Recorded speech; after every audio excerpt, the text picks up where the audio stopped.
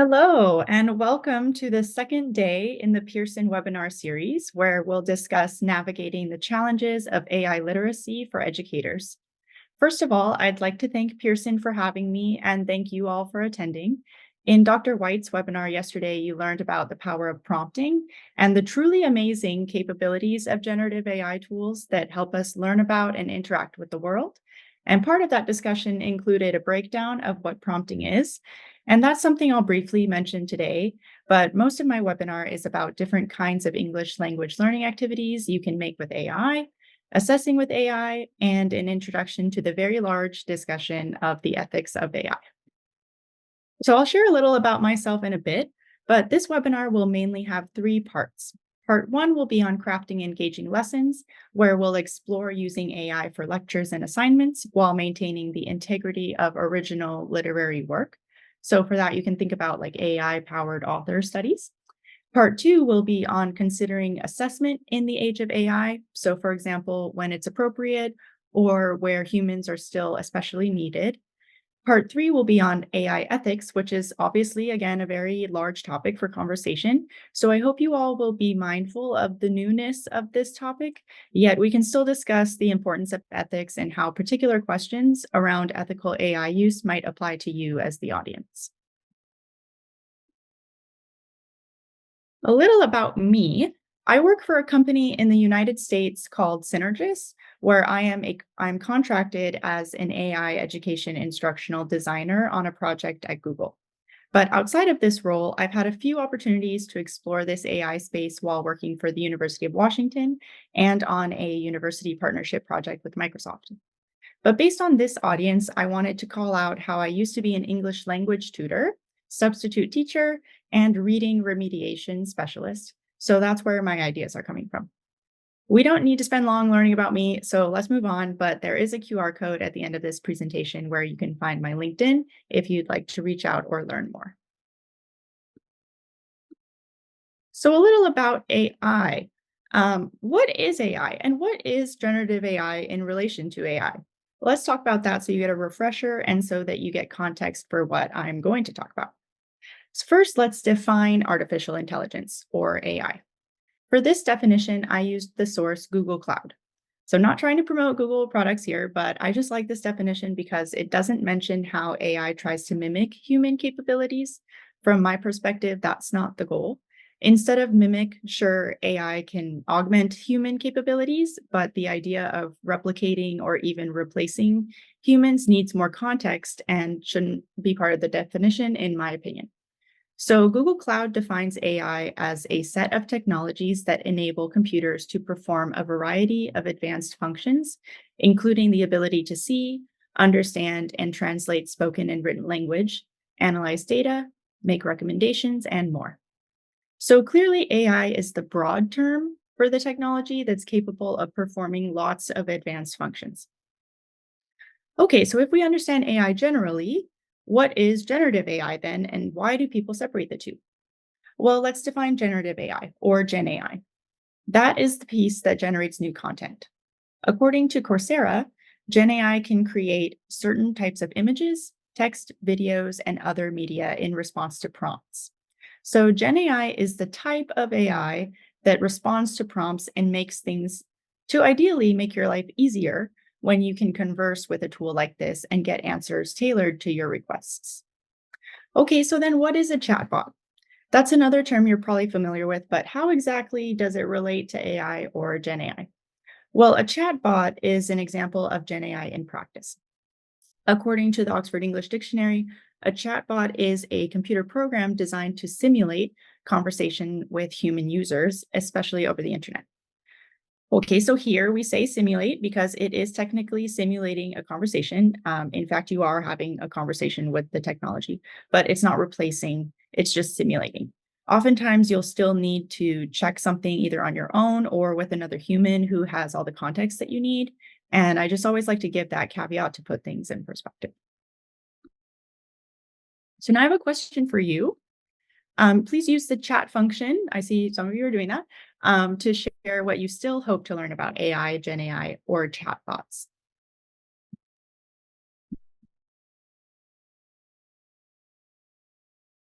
Anything, great answer. New ideas for how to use AI in the classroom is exactly what we're going to talk about. Possibilities is what we're going to talk about. How to make the most out of your class, assessment, everything. Great. Okay. Well, you all came to the right place. Okay, awesome. Okay. I'm seeing some trends here, and it's definitely some topics I'm going to get into. So I'll just move on. So let's get into part one. Part one of this webinar is where we'll learn how to craft engaging lessons. We'll also discuss allowing AI generated content while emphasizing how to assess unique student work and foster creativity.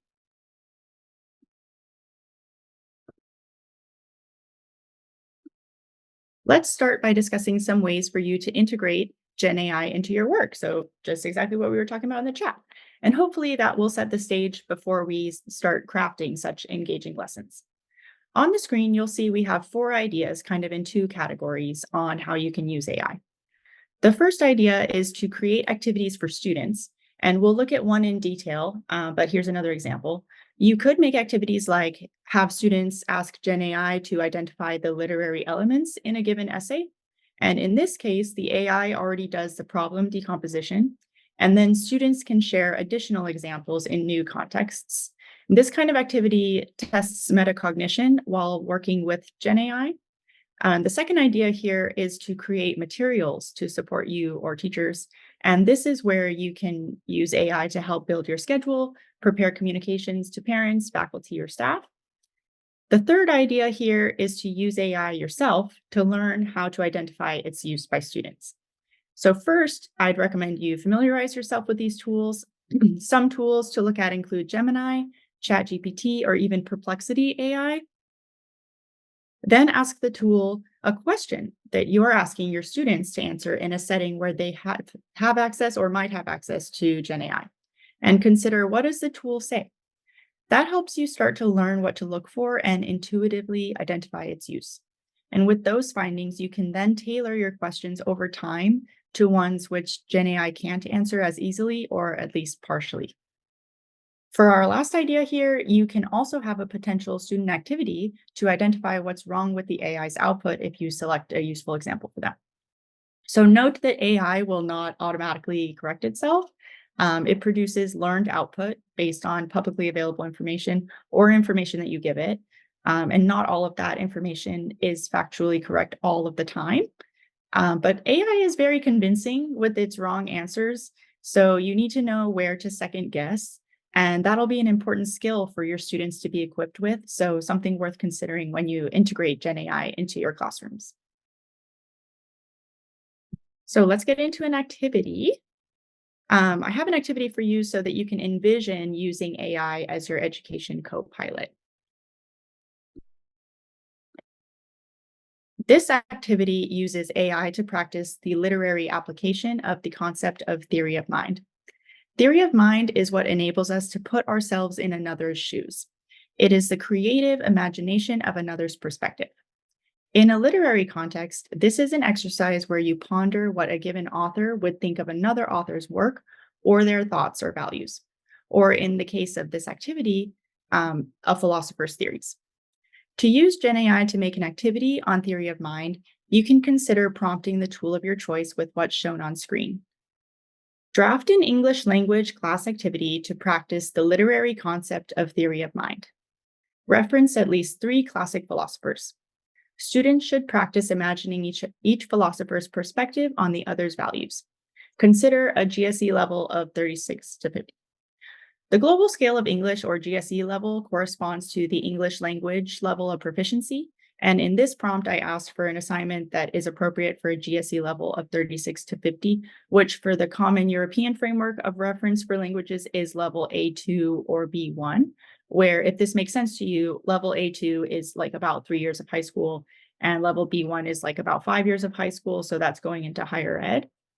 With its GSE level, this activity could actually tie well into level 2 learning objectives that focus on applying fundamental concepts.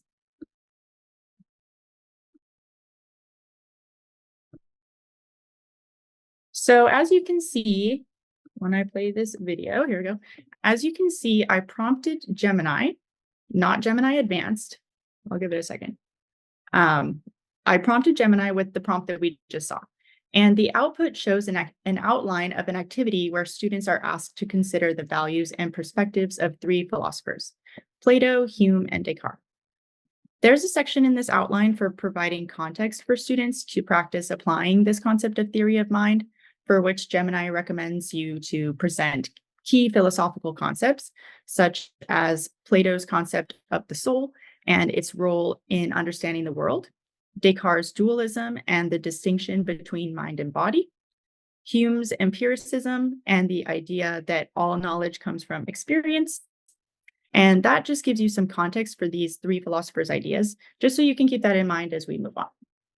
So then here in the outline, you're asked to facilitate a debate where students take on the perspective of an assigned philosopher and discuss each other's views on given topics.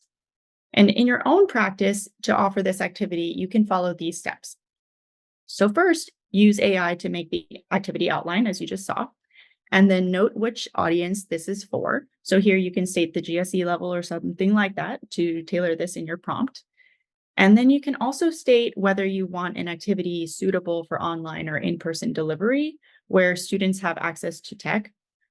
Finally, as an instructor, when you do this activity, be sure to remind students about the importance of studying the original work first and explain why this helps to maintain the integrity of original literary work. So remember, you always need to fact check AI's output. We'll get to the ethics of that later. And sometimes you may notice that even Gemini points out ways to get more detailed and intentional with your assignment in its output. So that might be helpful to look at as well.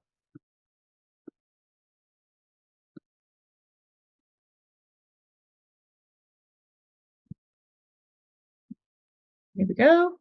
So after this webinar, I challenge you to practice this on your own. You can pick an author, either use Gen AI, you can use a Gen AI tool of your choice, or just use your own knowledge and ask, what would this author say about a current topic or a student's interest? And that personalizes learning and instruction. Or you can ask, what would this author say about this other author's opinion?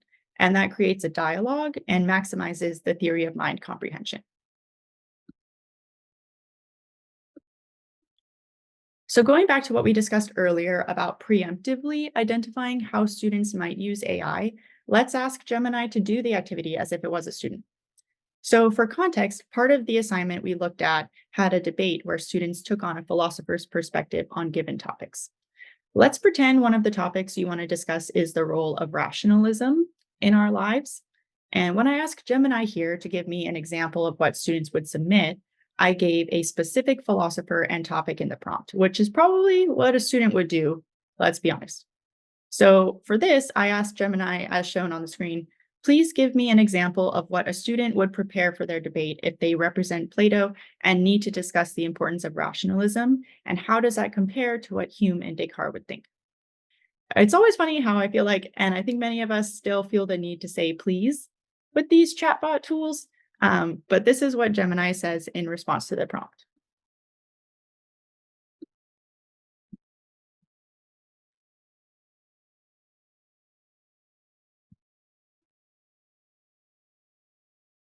As you'll notice when it loads, this output is pretty brief and it could be a good start. I'll give it a second. It's going to be brief. And students still need to dive deeper into specific textual evidence.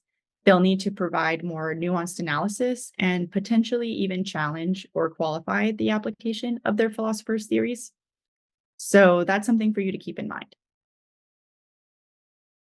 I'll give it another couple seconds, and if it doesn't load, it's fine. We can move on.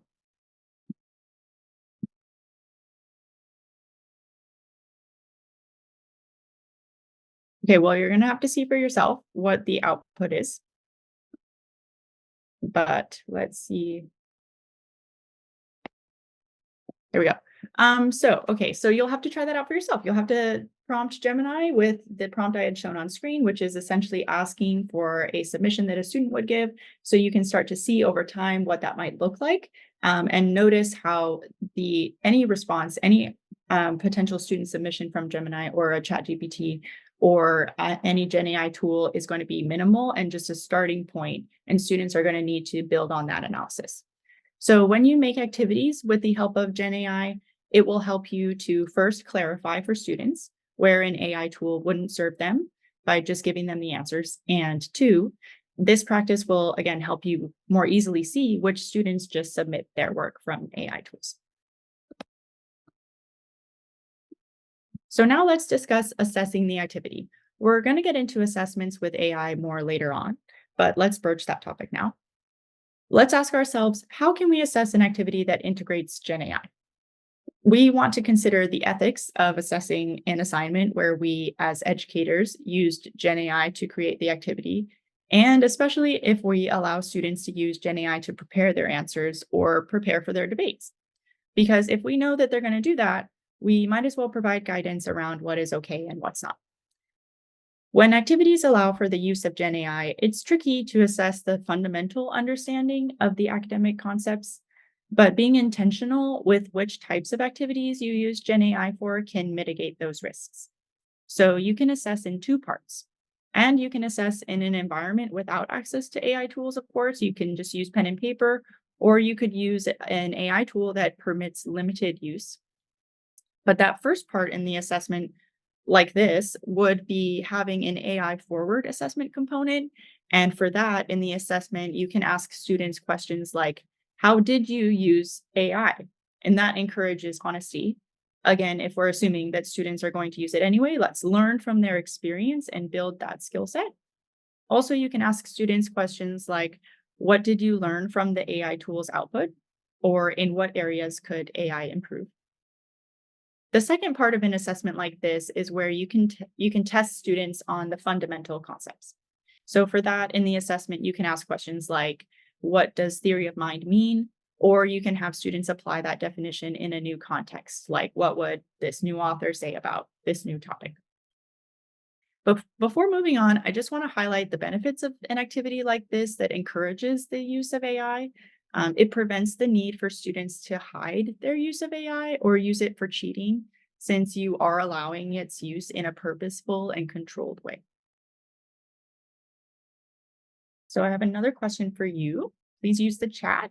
Have you made an activity with the help of AI yet? You can respond yes or no in the chat. And if you want to give more details, that's great too. Oh, I see a variety. Yes and no.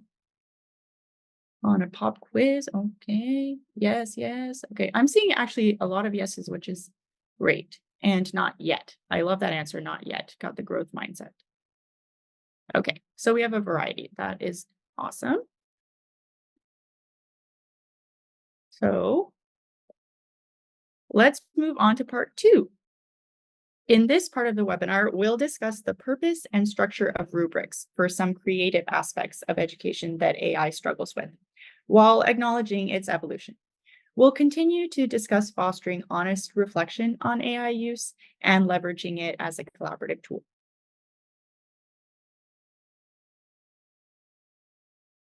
I want to start by introducing you to the AI assessment scale.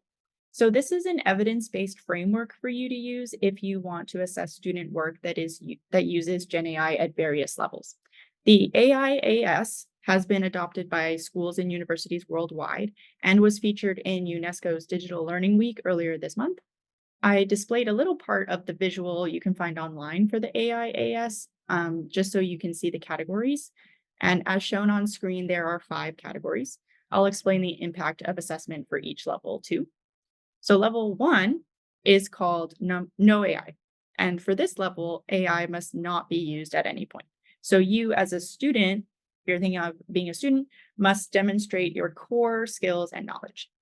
Level 2 is called AI planning, where you may use AI for planning or idea development or research, but no AI content is allowed in the final submission. Level 3 is called AI collaboration, and this is where you may use AI to assist with specific tasks like drafting text, but you must critically evaluate any AI generated content. For assessments, you'd need to provide the original work in the appendix for submission for level 3. For level 4 it's called full AI, And you will use AI to complete a specific task that will be assessed. And for this level, you'll focus on directing AI to achieve your goals while demonstrating your critical thinking. And then the fifth level is called AI exploration, where you should use AI creatively to solve your task, potentially co designing a new approach, and you share that with your instructor. So, another question for you, please use the chat. Which level can you see yourself practicing in your classroom or in your work? Even if it's level one, why is that? And what would you need to move to level two or three?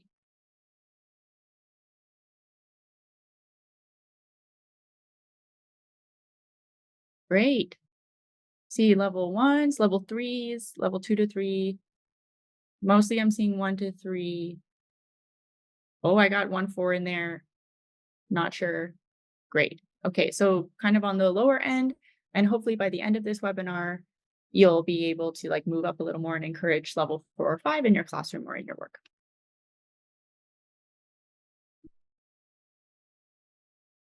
So now let's talk about rubrics. When we talk about assessment, we've got to talk about rubrics.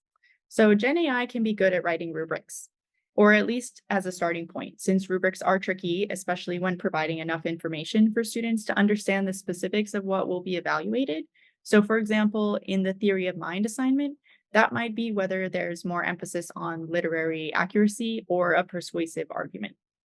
Here on the screen, I provide an adapted template to prompt with a Gen AI tool of your choice.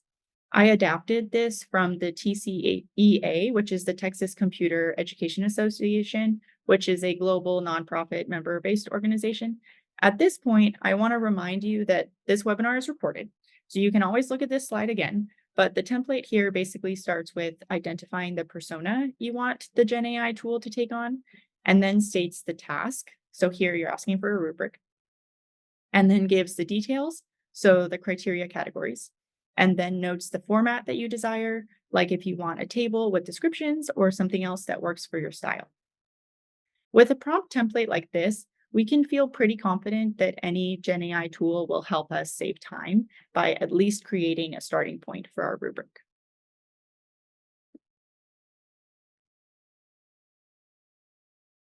On the other side of this, let's consider what AI may seem capable of, but certainly needs more context for and needs our own reflection on whether we should be using AI for these use cases.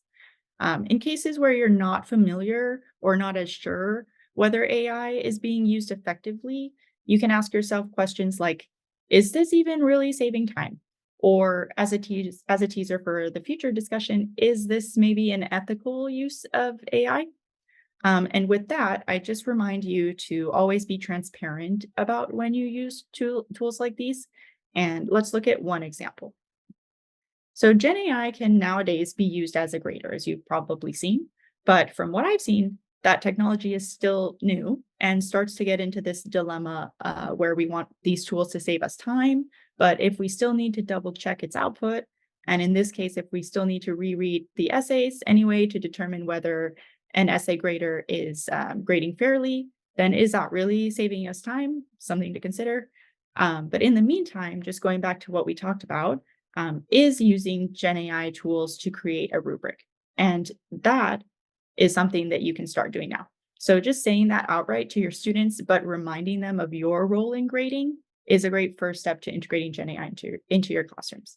And that can help discourage their overuse of AI by being transparent in its limited use. So just note that AI is always changing and these tools are changing. So just keep that in mind when you're practicing and experimenting with these tools. Always check the accuracy of the output.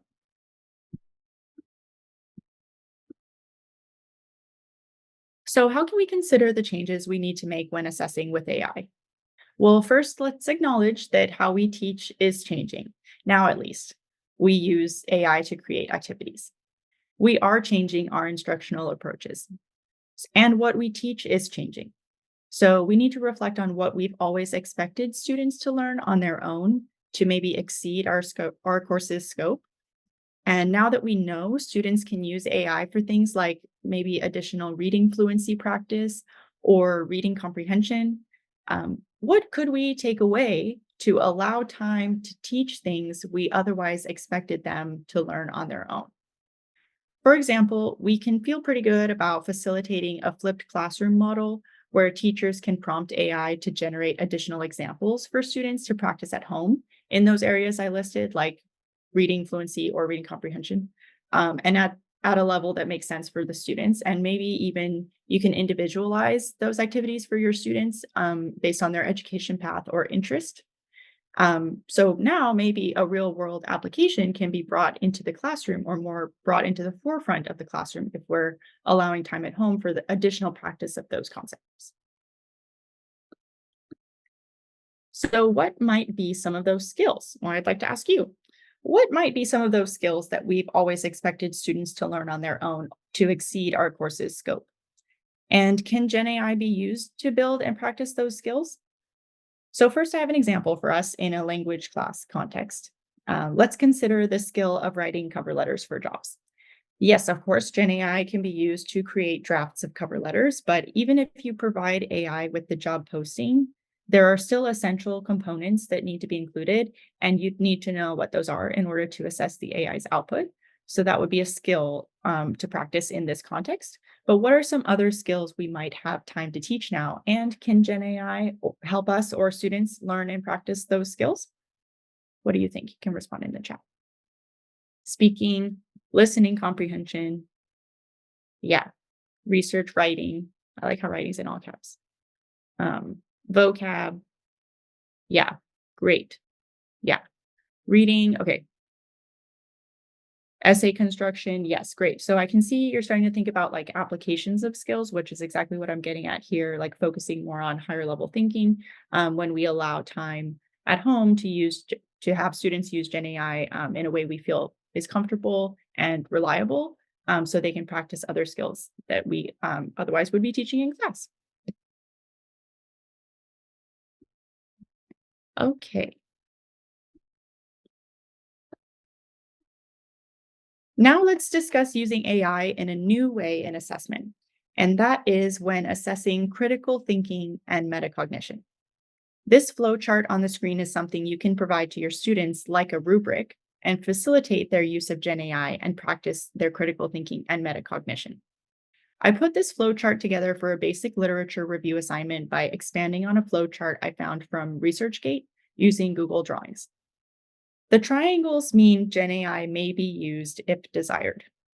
The case for this is, again, students are going to use AI. If you give them the option, you can help prevent over reliance by limiting the extent of use and guiding their learning experience. So, what's shown here might be more of a conservative use of Gen AI, but just as a starting point, you can include steps where students might use a Gen AI tool with your guidance. So, some steps I'll call out for an assignment like this could be choosing a project focus, and that's noted in the flowchart with project title. Or the next step could be develop the project plan. And those are two areas we can, again, feel pretty good about giving students free reign to use AI. And while considering its capabilities at this moment in time, it seems like those are two areas where we could at least start to introduce this skill for them.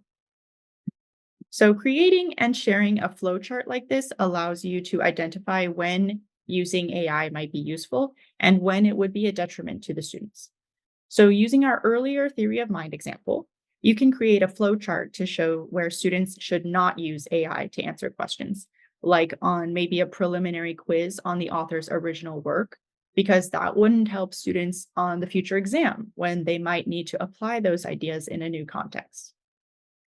So, the last note I want to share on how Gen AI integration and representing that in a flowchart like this helps assess critical thinking.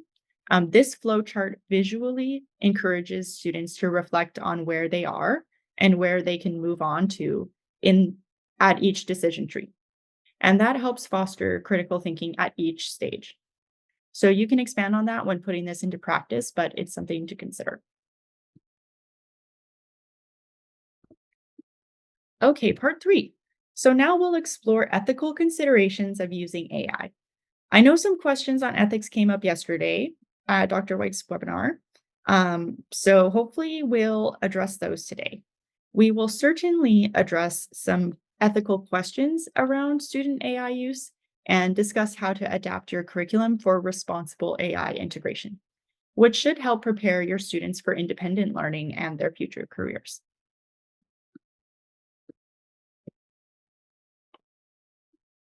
So, AI ethics is such an important topic and broad topic.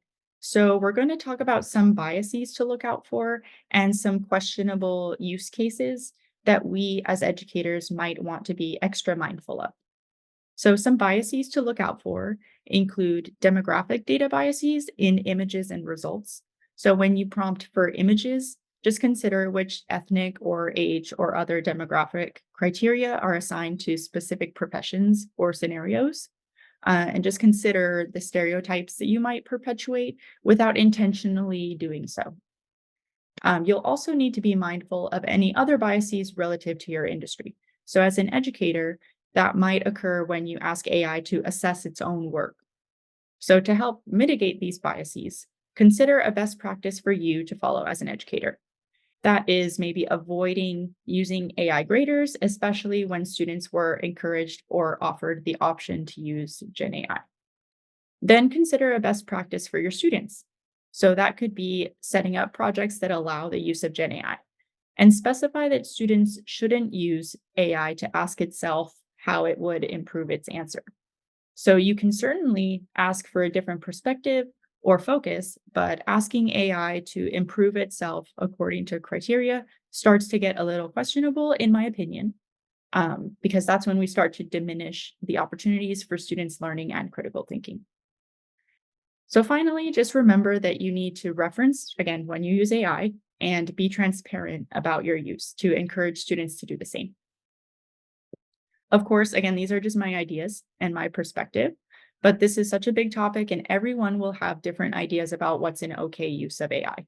So for that, I'd just like to comment that in my opinion, it should be up to the teachers to determine the appropriate level of AI use in their own classroom.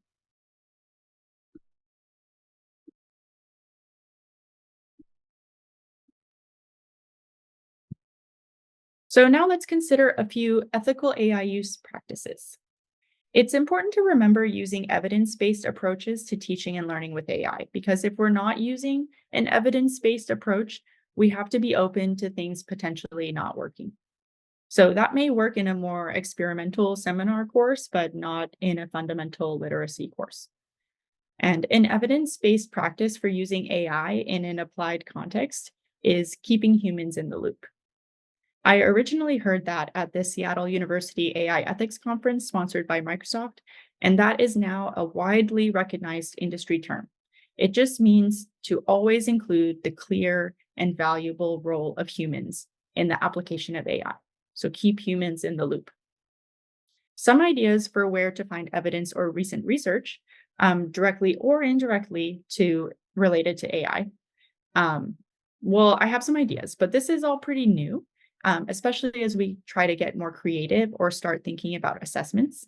So, some reputable places that I look, and if you find this interesting, I would suggest for you to look as well, but still reflect on its application to your work. So, some of those might include Microsoft's Responsible AI team, new AI focused academic courses from research institutions, could be Harvard or Stanford. Industry leaders published research or white papers, like there is one on learning design principles from Pearson, which discusses recent ideas on formative and summative assessment. And then you can reflect on where you might want to integrate AI. The second ethical AI use practice is to consider limited use AI tools, otherwise known as guardrail tools. There's research on those tools that can be made to limit AI use in a given situation. So that's something for you or your school to look into depending on available resources. And that could be a good option for Gen AI integration in your classroom. And finally, let's consider ethical use of AI in the context of preventing cheating. So, yes, this idea of using AI for cheating is scary and intimidating, but we can still be in control. So let's remember that tools like Chegg or Wolfram Alpha were already there. And designing a cheating proof course isn't really feasible. So for this, The best practice you can always come back to is giving students agency.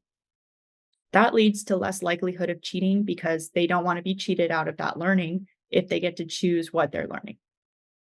And finally, I just want to reiterate what we discussed earlier. When you practice using AI tools and prompt them with what you assign to your students, you'll see what students will see. You can identify telltale signs of AI in what they may submit. You can see what to look out for. And you can, over time, begin to diagnose a submission that used AI to cheat.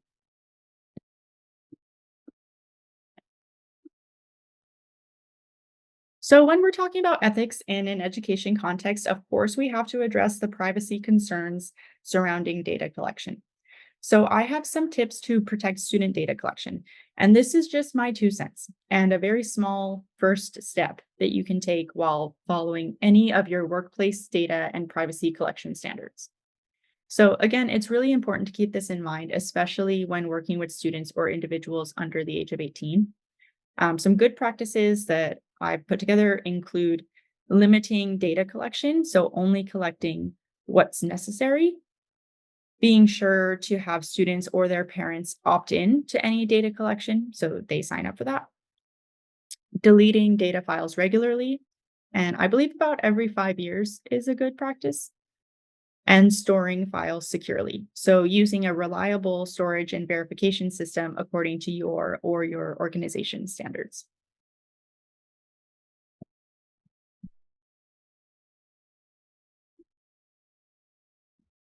So I want to wrap up with the latest info I have on what is needed for English educators now to use Gen AI. I encourage you to look into and collaborate with and even respectively question leaders in this field. And that could be Google, could be Microsoft, or what I show here on the screen is the UNESCO AI competency frameworks for school students and teachers. And these were released earlier this month during the digital learning week that I had spoken about earlier when we talked about the AI assessment scale. So, the AI competency framework for teachers defines the knowledge, skills, and attitudes that teachers should possess to understand the roles of AI in education and utilize AI in their teaching practices in an ethical and effective manner. Then, on the other side, the AI competency framework for school students articulates the knowledge, skills, and attitudes students should acquire to understand and actively engage with AI in a safe and meaningful manner in education and beyond.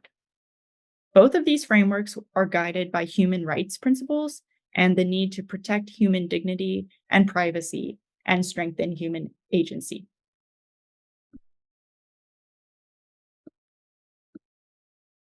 First, let's look at the framework for teachers. What's shown on screen is just a very small part of the report, but I want to call out the progression levels that UNESCO recommends and how they are tied to each key competency aspect. So, this again helps create a framework for you to envision purposefully educating in collaboration with AI with an evidence based approach. On the far left column on the screen, you'll see the competency aspects that UNESCO highlights for 3 progression levels. Those aspects include having a human centered mindset, acknowledging the ethics of AI, learning about AI foundations and applications, understanding and practicing AI pedagogy, and finally, looking at the use of AI in the context of professional development.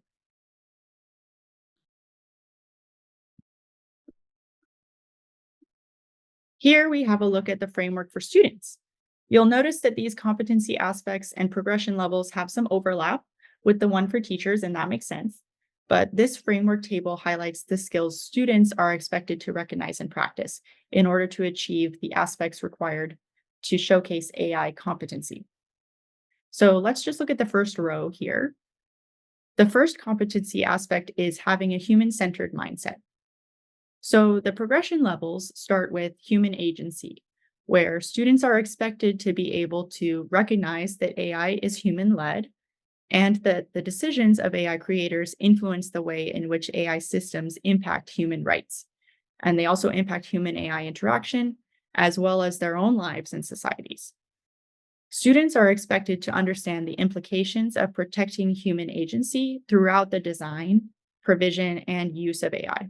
So, to meet this level, students will understand what it means for AI to be human controlled and what the consequences might be when this is not the case. The second progression level is titled Human Accountability, where students are expected to recognize that human accountabilities may be the legal obligations of AI creators and AI service providers, and to understand what human accountabilities they should assume during the design and use of AI. So they should also develop an awareness of when human accountability is considered a legal and social responsibility, like that might be when AI is used to assist in decision making, and that human choice should not be ceded to AI when making high stakes decisions. The third and highest progression level is titled Citizenship in the AI Era, where students are expected to critically understand the impact of AI on human societies and to promote responsible and inclusive design and use of AI for sustainable development. They should have an awareness of their civic and social responsibilities as citizens in the era of AI. Students are also expected to develop a desire to continue learning about and using AI throughout their lives to support self actualization. So you can look into these frameworks and the other skills that are noteworthy according to UNESCO.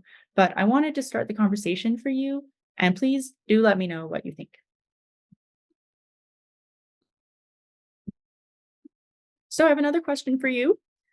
Before we get into the formal Q&A section, this is my last question for you. Now that we've discussed crafting engaging lessons, assessing with AI, and started to talk about AI ethical practices, what is one way that you'd like to experiment with AI?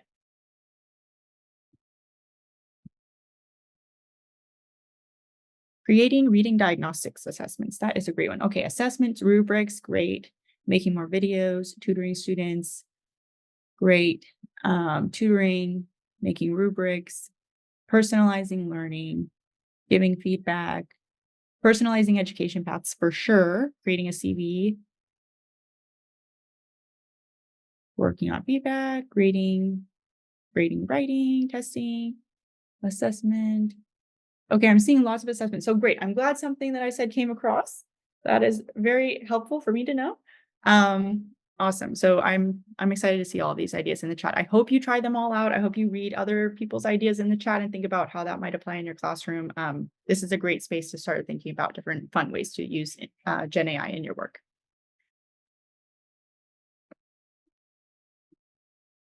Okay, thank you all for listening. I've added a QR code for my LinkedIn on this slide if you'd like to connect. Thank you again to Pearson for having me. We're about to get into the Q&A. The quick survey for the certificate for today should be available in the chat now. And just a reminder, if you want to earn your Credly by Pearson badge, you'll need to complete the 5-part series and submit each post-webinar survey form. So after this presentation, you'll get a link to that survey for today's webinar. It's also in the chat. So please do that if you're interested.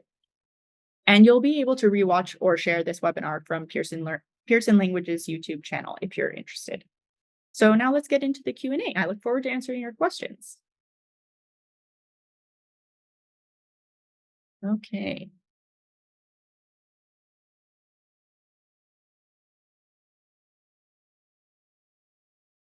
Oh, wow. These are some really good questions. I am just reading them first to kind of take it all in. Okay. So what's the difference between Gemini and ChatGPT? So Gemini and ChatGPT are both generative AI tools. They're conversational tools, conversational AI tools. So you can have a conversation with them as if you're having a conversation with a person. Again, mimicking that conversation, not replacing it. They are very similar in a lot of ways. They do have some differences, which you can look up like the technical differences, and they both have strengths and areas that they can improve on. Um, I like both of them for different reasons. But one thing to call out is that the more you use a tool, the more it will like learn your behaviors, your language preferences, your style, things you ask, it will start to create trends. So kind of sticking with one tool might be helpful for that just because it will learn from you and adjust its answers over time. if you keep your history live and saved with that tool. So both are good.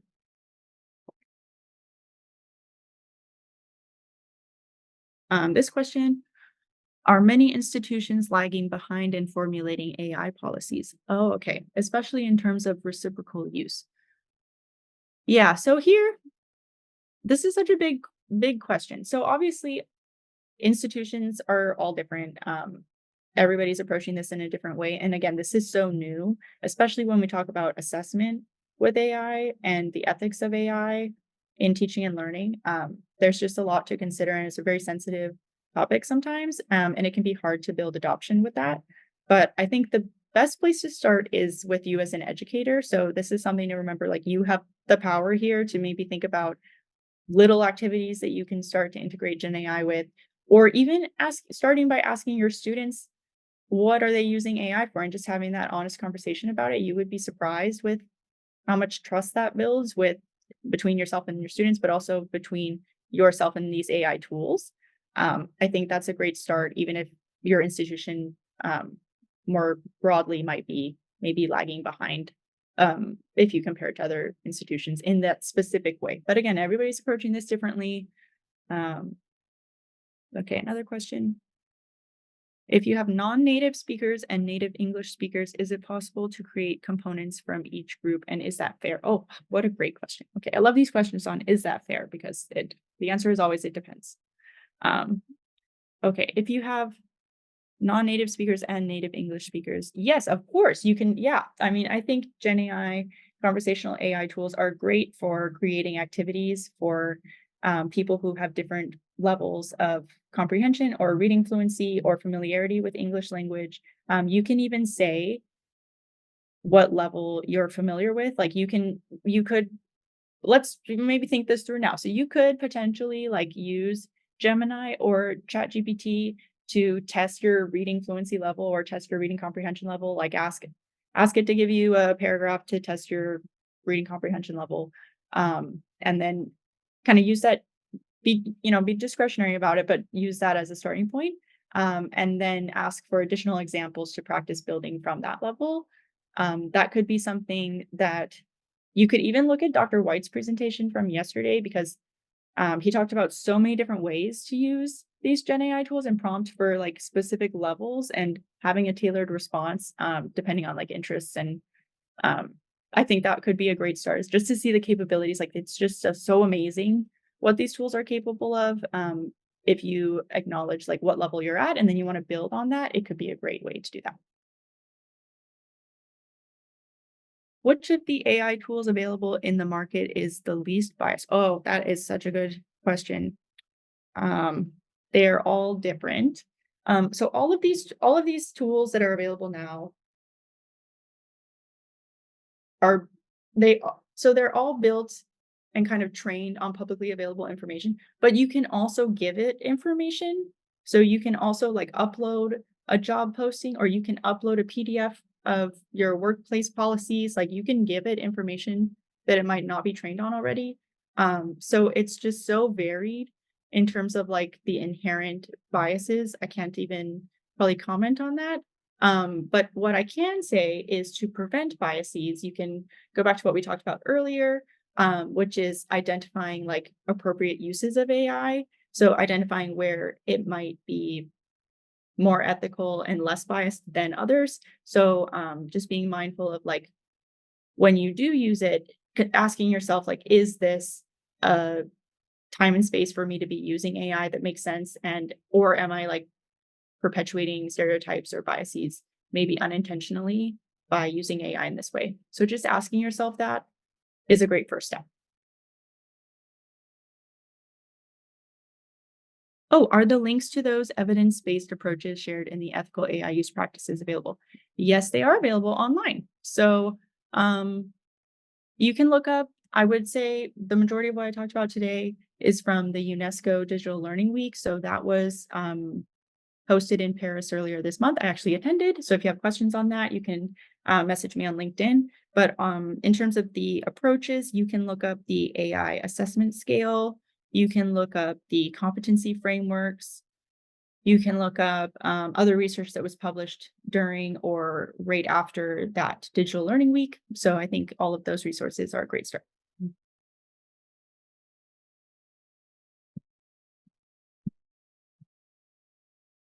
Hmm. So, any recommendations on how to solve the ethical problem of the environmental impact on the increasing use of AI? So, for this, actually, there was a whole day of the UNESCO Digital Learning Week that was focused on the environmental impact and sustainable approaches. So, I would say you can actually like look into that day. It was the last day of that digital learning week, so you can find the information online. Should be available. A lot of it also focused on youth's perspectives. So I thought that was a great thing to consider because if we're looking forward, if we're looking at the impact of all of these decisions that we're making now, like we do need to hear from the people who are going to be at the forefront of that impact. So I would recommend and direct you to the last day of the UNESCO Digital Learning Week resources.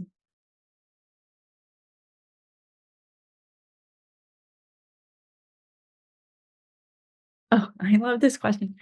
In one of the short stories, which is about an author who tried to teach a robot how to write stories, by the time the author noticed that the robot exceeded the level of his master, and this led the author to, at the end, switch off the robot. And now, do you think that a day will come when humans will eagerly decide to switch off these AI systems? Well, I think the question is we still can. Let's just remember it's we can turn off our computers. Like we are still in control here.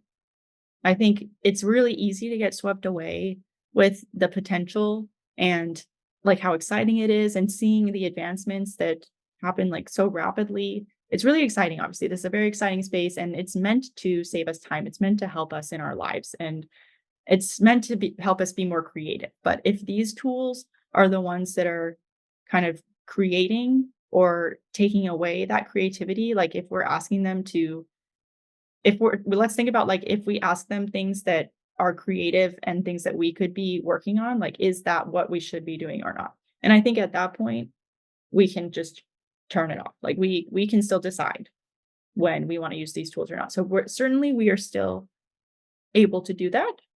And so let's not forget that. How can AI transform personalized learning to meet the unique needs and strengths of each student in real time? So, again, going back to my point earlier, AI is great for that. AI is great at personalizing learning. So, you can, as an educator, submit or upload your assignment that you've already drafted. Maybe you've even used AI to draft that assignment outline, but you can then upload it and create variations of an assignment based on students' interests, based on their um, reading fluency level, based on their education path, based on their grade level, based on so many different factors. And AI is really great at creating variations depending on those factors and variables. Okay, what strategies can teachers employ to maintain balance between AI assistance and authentic student work? I love this question. So, I actually was thinking about this a little before, I mean, obviously, before this presentation. And I think some strategies I would just continue to emphasize are if you want to maintain balance between AI assistance and authentic student work, like first being honest and transparent about the ways that you use AI. Having your students be honest and transparent is a great way to maintain that balance because then you can like once you foster honesty, you can create a balance. But often what I'm seeing, like what the industry is seeing, is that there's this over reliance that can happen sometimes where you just continue to use AI for things that may not be like helpful anymore.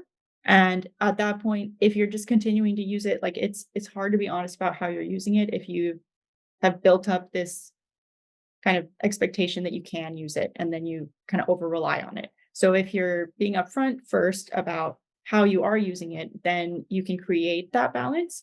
But then other strategies, of course, are things like um, limiting the use of AI. So there are things like limited AI use tools or guardrail tools that I think is a great first step in maintaining balance between AI assistance and authentic student work. So just to get into that a little bit, like there are tools available that you can create limitations for like what students can ask or how students can use AI, and it's just it's relative and specific to what you want to do. So, I mean, there's a lot to look into for that, and I think I can't speak so much to it, but there are guardrail tools that you can certainly like look up if you're interested in learning more about what that is and what those mean. So, how should we alter the ways that we teach academic writing? Is it still wise to teach writing formal letters or report writing? So, of course, it is important to teach academic writing. I think what we can start to think about is how we teach it and what activities we offer, and at what point can we save time or um, increase creativity or increase student interest by collaborating with AI to teach these same concepts. So, of course, these concepts are things we know students need to know. These are skills that students are going to need to have. It's just a matter of how are we teaching it, um, and how are students practicing it, and how often, and in what context, and which with which AI tools. I think those are the big questions that we should be asking. Okay. Some of my students use ChatGPT to do their writing assignments, and sometimes I can't even know. Yeah, I mean, ChatGPT and Gemini and these AI tools are very convincing and they're really good at what they do. It's hard sometimes to see whether something's produced by AI, but how you can kind of approach that is continuing to use these tools and continuing to experiment with them. I think over time you'll be surprised. I expect you'll be surprised with like how you grow your AI literacy. Like you'll start to see that there are ways that each tool answers a question, or there are ways that it'll format a question or a response. And over time, you can definitely start to pick up these little trends and you can start to notice like which students then are using AI for their work. At first, again, it looks really good. It looks good at first. I mean, that's what it's designed to do. It's built on all this publicly available information. It's going to look good. It's just a matter of like getting into it, practicing, experimenting with these tools, and then over time you will grow your AI literacy. Okay, we are at the hour. That is all the time I have, unfortunately, but please follow me on LinkedIn, reach out if you have any questions. Look at those resources that I've shared. And yes, thank you all so much for being here. Thank you to Pearson for having me. And I'm really happy to have had this opportunity to chat with you all today.